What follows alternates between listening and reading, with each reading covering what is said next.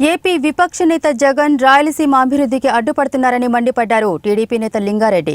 అమరావతికి అంతర్జాతీయ స్థాయిలో పేరు ప్రఖ్యాతులు తేవాలని సీఎం చంద్రబాబు భావిస్తుంటే అడుగడుగునా కుట్రలు చేస్తూ జగన్ ప్రజల్ని రెచ్చగొడుతున్నారని విమర్శించారు.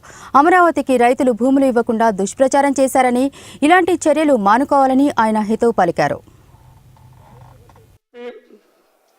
కొంతమంది వ్యక్తులకు, కొన్ని సంస్థలకు రాయలసీమ ముసుగు వేసి వెనుకబాటుతనం పేరు చెప్పి ఈ ప్రభుత్వాన్ని అస్థిరపరిచి రాజకీయ లబ్ధి పొందేటువంటి కుట్ర జగన్మోహన్ రెడ్డి అధికారంలోకి తెలుగుదేశం పార్టీ వచ్చినటువంటి మొదటి గంట నుంచే మొదలు పెట్టడం చాలా బాధాకరమైన విషయం. ప్రత్యేక హోదా కానీ, అమరావతి, భోగాపురం, బందర్ పోర్టు ఇవన్నీ కూడా విఫలమైనాయి. ఇప్పుడు ఆయన రాయలసీమ అంశాన్ని,